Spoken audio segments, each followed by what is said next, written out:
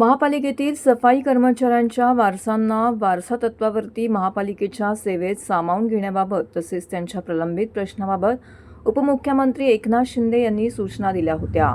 त्यानुसार महापौर शर्मिला पिंपोळकर यांनी प्रशासनाला सातत्याने पाठपुरावा करून संबंधित प्रक्रिया पूर्ण करण्याचे निर्देश दिले होते। त्या अनुषंगाने सन मे 2024 ते ऑगस्ट 2024 या कालावधीत सेवानिवृत्त झालेल्या सफाई कर्मचाऱ्यांच्या 64 वारसांना महापालिकेच्या सेवेत सामावून घेण्यासाठी नियुक्तीपत्रे तयार करण्यात आली आहेत।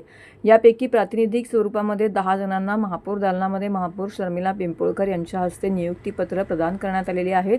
यावेळी उपमहापौर कृष्णा पाटील, विरोधी पक्षनेते अशरफ शानू पठाण, शिवसेना गटनेते पवन कदम, अतिरिक्त आयुक्त संदीप माळवी, अतिरिक्त आयुक्त प्रशांत रोडे, उपायुक्त जीजी गोदेपुरे, कार्मिक अधिकारी दयानंद गुंडक तसे आस्थापना अधीक्षक राधिका कांबळे येथे उपस्थित होत्या। सफाई कर्मचाऱ्यांचा वारसा हक्क आणि अन्य प्रलंबित प्रश्न मार्गी लावण्यासाठी महापौरांनी प्रशासनासोबत विशेष बैठक घेऊन आवश्यक सूचना दिल्या होत्या।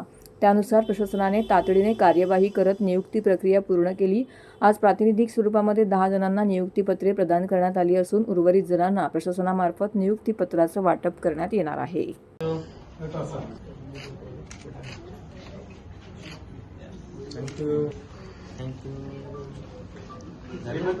सर इकडे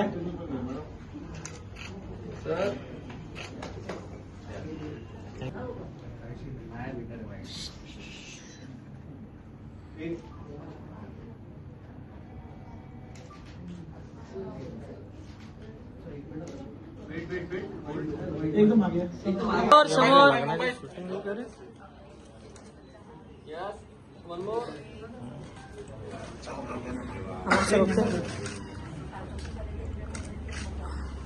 खरं तर ठाणे महानगरपालिकेच्या अंतर्गत सफाई कर्मचारी यांच्या वारसांचा जो प्रलंबित विषय होता तो बरेच वर्ष प्रलंबित होता आणि तो आज आपण इथे 64 वारसा हक्कांना तो आपण मार्गी लावला आहे।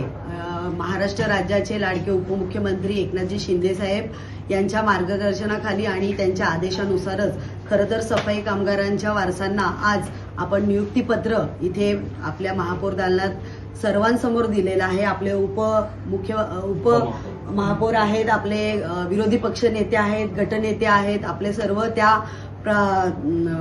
सर्व अधिकारी आहेत आणि यांच्या सर्वांच्या समवेत आपण आज हे नियुक्तीपत्र वारसांना दिलेले आहेत।